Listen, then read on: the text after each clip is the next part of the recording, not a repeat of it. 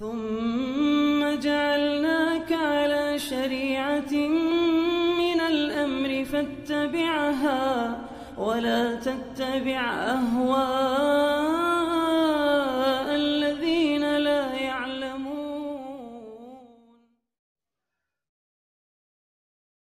بسم الله الرحمن الرحيم. السلام عليكم ورحمة الله وبركاته. الحمد لله رب العالمين حمدا كثيرا طيبا مباركا فيه كما يحب ربنا ويرضاه. وصلى الله وسلم على نبينا محمد وعلى آله وصحبه ومن تبعهم بإحسان إلى يوم أن نلقاه. أما بعد.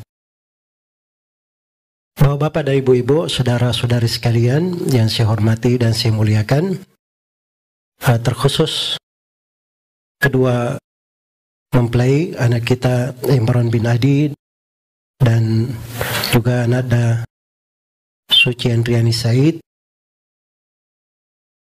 Ini adalah sebuah karunia dan nikmat dari Allah Subhanahu wa taala. Di siang hari ini kita menyaksikan kebaikan. Nah, ini dari kebaikan-kebaikan yang seorang muslim itu apabila dia bergembira dengan kegembiraan saudaranya, itu adalah sebuah pahala yang sangat besar.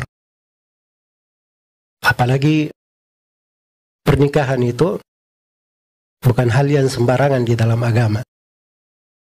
Dia adalah ibadah dan ketaatan yang sangat agung. Karena itu setiap nabi dan setiap rasul, mereka itu diutus oleh Allah Subhanahu wa taala, dijadikan untuk mereka istri-istri dan keturunan. Walaqad arsalna min qablika rusulan wa ja'alna lahum azwaja wa dzurriyyah. Sungguh kami telah mengutus sebelum engkau Nabi Muhammad para rasul, dan kami menjadikan untuk mereka istri-istri dan keturunan. Nah, itu adalah ibadah yang agung, ibadah yang besar. Salah satu pintu sorga, nah itu yang mempertemukan antara orang-orang yang saling mencintai pada hari kiamat. Walladzina amanu wattaba'athum dzurriyyatuhum biiman alhaqna bihim dzurriyyatahum. Orang-orang yang beriman dan dia diikuti oleh keturunannya dengan keimanan pula, kami akan pertemukan mereka dengan keluarga dan keturunannya. Ini ayat datang setelah penyebutan tentang surga Allah Subhanahu wa taala. Karena itulah dari keindahan pernikahan ini, di dalamnya terdapat lahan-lahan ketaatan. Di sini kadang kita perlu merenungi kembali. Ya memang yang hadir di sini kebanyakannya bukan yang menikah ya. Sebab kebanyakan kita semua adalah menyaksikan. Tapi bagi yang sudah menikah atau yang belum menikah dan insya Allah akan menikah, itu hendaknya mengetahui bahwa di dalam pernikahan itu banyak lahan ketaatan, pintu-pintu ibadah. Pintu-pintu ibadah. Seorang perempuan misalnya di tengah rumahnya itu bisa menjadi surganya. Seorang kepala rumah tangga di dalam rumahnya, dia bisa membuat berbagai ibadah yang sebelumnya itu tidak mampu dia lakukan. Nanti terbuka untuknya setelah dia menikah. Setelah dia menikah. Apalagi Allah Subhanahu wa taala berfirman, "Wa min ayatihi an khalaqa lakum min anfusikum azwaja litaskunu ilaiha wa ja'ala bainakum mawaddatan wa rahmah." Dari tanda kebesaran Allah, Allah ciptakan untuk kalian istri-istri supaya kalian tenang dengannya. Dan Allah jadikan antara kalian kecintaan dan rahmat. Dijadikan antara kalian kecintaan dan rahmat. Begitulah tempatnya dia tenang, beristirahat. Karena itu seorang apabila dia telah menikah, itu artinya dia mengambil sebagian dari kesempurnaan agamanya. Dan pernikahan itu juga adalah sebab kecukupan. Kalau dia sudah menikah, Allah akan memberi kecukupan untuknya yang lebih.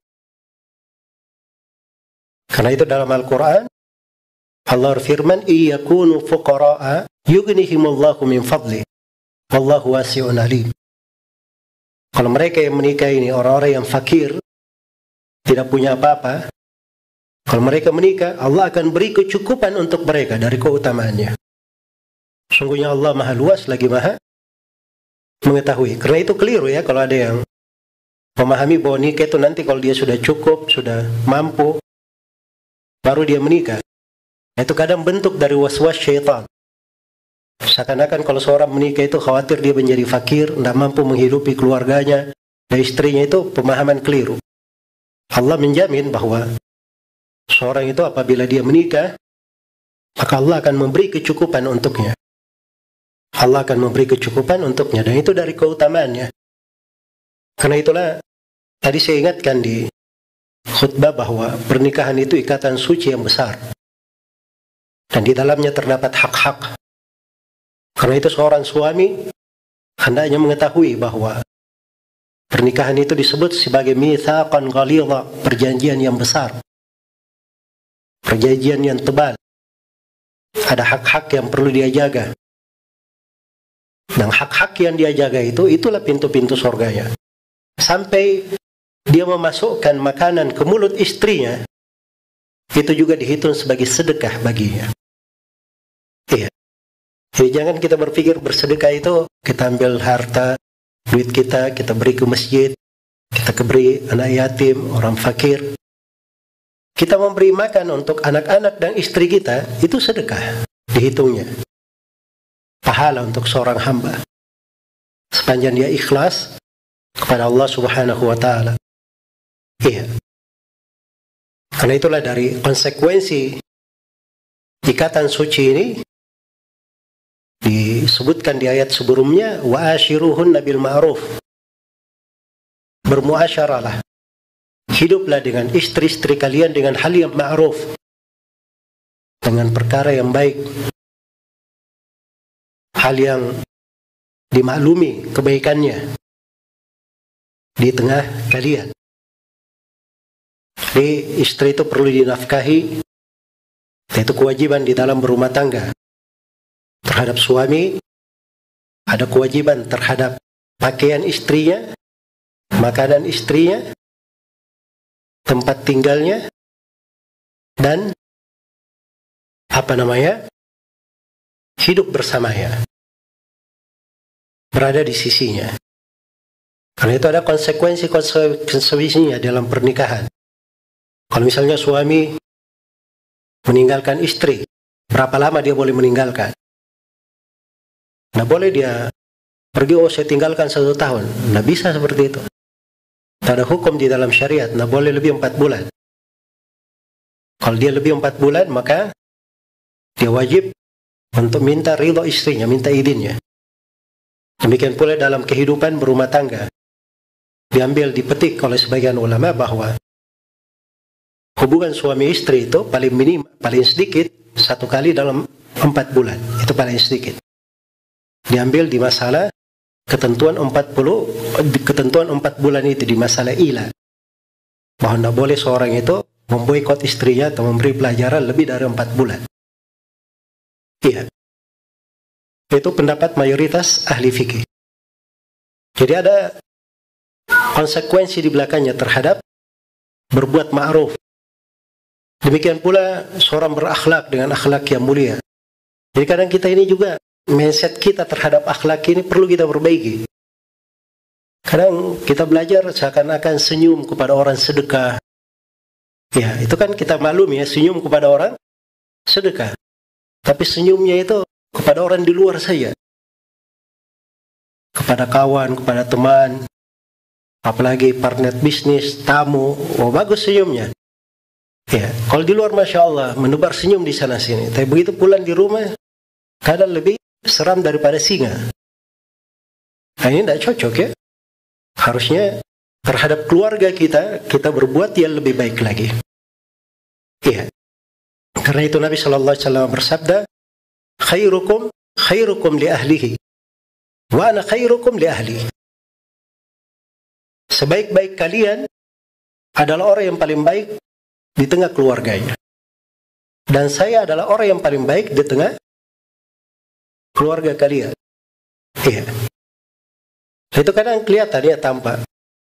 Ya, pernah ada seorang syekh pegawainya ditelepon oleh istrinya. Dia kebetulan lagi syekh ini dalam kerja. Ditelepon begitu. Ada apa? Oh iya, sudah tutup. Kata syekhnya, subhanallah, begitu kamu bermuamalah dengan istrimu kasar sekali. Iya, tutup, sudah selesai. Oh cuma begitu, iya nanti saya pulang. Wah begitu. Ya kadang hal-hal yang seperti itu kita tidak pikirkan, perkara yang biasa kadang. Karena sudah terlalu biasa. Istri juga sudah memaklumi kita seperti itu. Tapi oleh syekh ini dianggap itu tidak biasa. Masa terhadap istri seperti itu perlakuannya? Terhadap orang lain saja, dia ketemu orang, ya kenapa? Mungkin ada lagi yang lain, atau dia basa-basi sedikit baru dia selesaikan. Kan begitu. Harusnya terhadap keluarganya dia lebih baik daripada itu. Dia lebih baik daripada itu. Maka ini pintu-pintu akhlak terbuka di dalam kehidupan berumah tangga. Iya. Dan setiap dari keduanya, suami maupun istri, itu bertanggung jawab. Kata Rasulullah sallallahu alaihi wasallam, kullukum ra'in wa kullukum mas'ulun an ra'iyati. Setiap dari kalian adalah pemimpin, dan setiap dari kalian bertanggung jawab atas kepemimpinannya.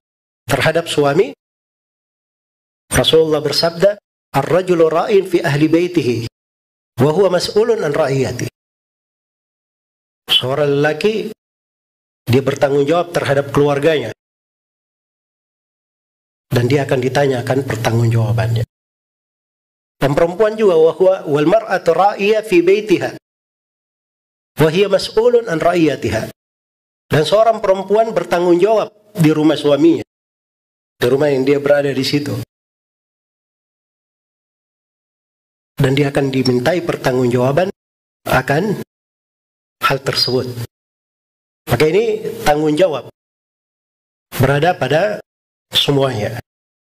Kemudian setelah itu juga perlu diketahui bahwa karena pernikahan ini adalah jalan menuju ke sorga, maka seorang suami itu ada beban di pundaknya. Ada istrinya dan anak-anaknya yang dia akan dipertanggungjawabkan, ditanyai nanti pada hari kiamat. Karena Allah Subhanahu wa taala memberi perintah yang abadi dalam Al-Quran, tidak berubah. Ya ayyuhalladzina amanu qu anfusakum wa ahlikum nara. Wahai orang-orang yang beriman, jagalah diri kalian dan keluarga kalian dari api neraka. Itu tugas suami, menjaga diri mereka dan keluarga mereka dari api neraka. Kata Ali bin Abi Thalib, yu'allimuhumul khair. Caranya dengan mengajarkan kebaikan kepada mereka. Diajarkan kebaikan, diajarkan ilmu yang bermanfaat, sehingga dia menyelamatkan dirinya dari api neraka, menyelamatkan keluarganya dan anak-anaknya dari api neraka. Dan memang itulah kehidupan, tujuan di dalam berumah tangga. Juga terhadap seorang perempuan, harus dia pahami bahwa rumahnya itu disitulah sorganya. Disitulah sorganya. Karena itu Nabi Shallallahu Alaihi Wasallam memberikan penjelasan sorga kepada perempuan itu di seputar rumahnya. Di antaranya beliau bersabda, "Idza sallat fardaha, idza sallat khamsaha, wa shamat syahraha, wa ata'at zawjaha, wa hassanat farjaha, wa ata'at zawjaha, dakhala al-jannah, qila laha udkhulil jannah min ayyi babiha thamaniyata syi'it." Apabila seorang perempuan dia sholat 5 waktu dan dia puasa di bulan Ramadan, kemudian dia menjaga kehormatannya, kemaluannya, lalu dia taat kepada suaminya, jadikan perkara yang keempat, disejajarkan, digandengkan bersama sholat dan puasa. Dia taat kepada suaminya. Ini bukan main-main kedudukan suami bagi istri. Karena itu di hadits lain Rasulullah SAW bersabda, "Lau kuntu amiran ahadan ay yasjud li ahadin." Andai kata saya memerintah seorang itu sujud kepada seorang lain, maka saya akan perintah perempuan sujud kepada suami. Tapi itu tidak ada di dalam syariat kita, haram. Ada manusia sujud kepada manusia yang lain, siapapun dia. Suami maupun orang tua, tidak boleh kita sujud. Karena sujud itu hanya untuk Allah di dalam syariat Islam ini. Tapi Nabi kabarkan kalau misalnya ada bentuk sujud yang seperti itu, sujud penghormatan, maka itu hanya untuk istri kepada siapa? Kepada suaminya, karena besarnya kedudukan suami. Karena itu dikatakan 4 yang memasukkan dia surga. Salah satunya dia taat kepada suaminya. Dia taat kepada suaminya. Maka akan dikatakan kepadanya, masuklah kamu ke sorga dari 8 pintu sorga yang kamu senangi. Bisa masuk dari seluruh pintu sorga yang dia senangi. Dan di dalam hadits yang diriwayatkan oleh Imam An-Nasai, Nabi SAW pernah bertanya, tahukah kalian perempuan-perempuan kalian yang menjadi penghuni sorga? Iya.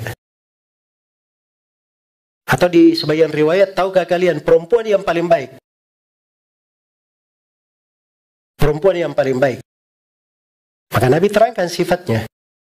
Allati tasurruhu idza nadhara ilaiha. Adalah seorang perempuan, seorang istri yang suami itu sangat bergembira kalau memandang kepadanya. Iya. Memandang kepadanya. Kemudian yang kedua, dari sifat istri ini, wa ata'athu idza amara. Dan istri yang taat kepada suaminya apabila dia diperintah oleh suami. Wala tukhalifuhu fi nafsiha wa maliha bima yakrah. Dan jangan dia menyelisihi suaminya pada harta maupun pada dirinya, pada hal yang tidak disukai oleh suaminya. Nah, itu perempuan yang paling baik. Perempuan penduduk sorga. Di riwayat yang lain Nabi terangkan sifat perempuan penduduk sorga. Al-waludul wadud, al-muwatiyah, al-mu'anisah. Idza taqaina Allah. Ada 5 sifat. Setiap perempuan yang dia ini penyayang, gemar melahirkan anak untuk suaminya. Ini satu, penyayang. Terus yang kedua, dia siap melahirkan anak untuk suaminya. Ya. Sebagian perempuan di masa ini itu kalau suaminya bicara masalah anak, wah itu panjang perdebatan. Bisa menjadi arena tinju nanti. Karena dianggap bahwa itu memberatkannya, menyusahkannya. Ini adalah hal yang keliru. Tidak boleh ada perempuan yang menentang suami dalam hal yang seperti itu. Ya. Kecuali kalau pertimbangan ada kaitannya dengan masalah kesehatan, perkara yang membahayakannya. Ya, itu lain lagi masalahnya. Tapi kalau pada hal yang merupakan hak suami, jangan dia bertanya di dalam hal tersebut. Kemudian al-muwatiyah. Dia itu tidak pernah kasar. Tidak keras kepada suaminya. Iya. Tidak keras kepada suaminya. Nah, ini sekarang kita juga menyaksikannya fenomena. Karena kadang sebagian suami, mungkin karena kelebihan cinta kepada istrinya kadang, menganggap biasa saja kalau dia berlaku kasar kepada suaminya. Bahkan kadang ada yang tidak wajar. Iya.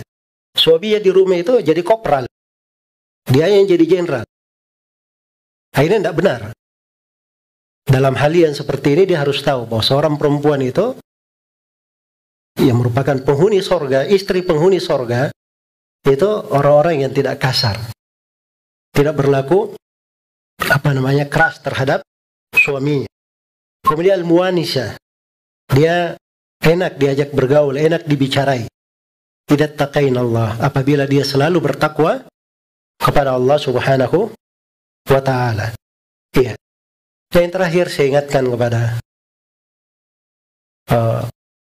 para istri bahwa Rasulullah SAW pernah didatangi oleh seorang perempuan. Lalu Nabi bertanya, kamu ini sudah punya suami atau belum? Perempuan ini menjawab, Sudah ya Rasulullah. Kemudian kata Nabi, apa yang kamu lakukan kepada suamimu? Kata perempuan ini, saya selalu berusaha untuk melakukan yang terbaiknya, kecuali kalau saya tidak mampu. Ya, jawabannya saja sudah bagus.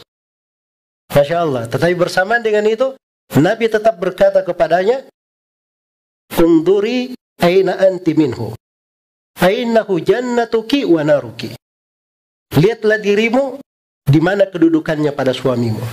Karena suami kamu itu sorga dan nerakamu.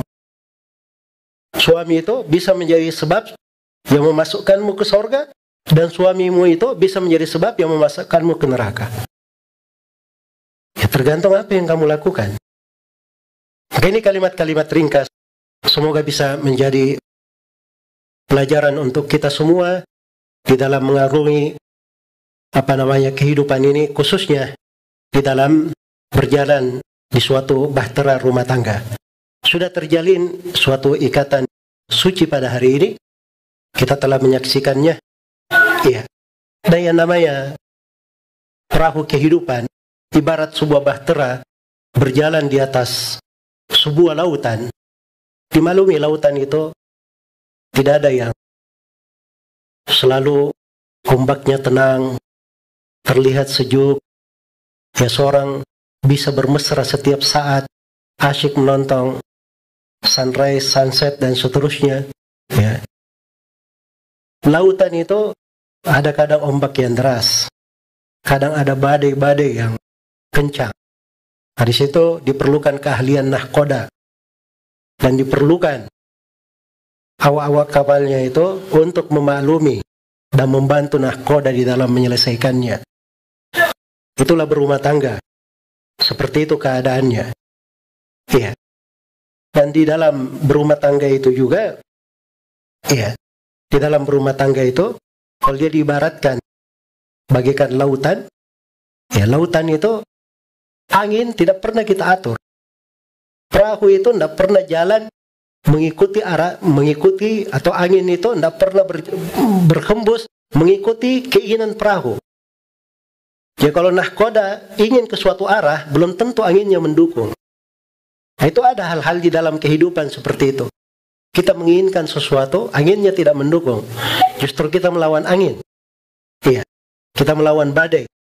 Ada hal-hal yang memang di dalam rumah tangga itu, itulah pintu-pintu ketaatan, sebab-sebab kesabaran. Seorang bisa bersyukur kepada Allah Subhanahu wa Ta'ala, melihat apa yang mendekatkannya kepada Allah Subhanahu wa Ta'ala.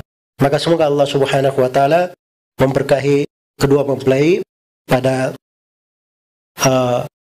pernikahan mereka di hari ini, dan mencatat untuk mereka keberkahan pada diri mereka berdua, pada keluarganya, pada anak-anaknya, dan pada kedua orang tua mereka, serta semua keluarga dari kedua mempelai.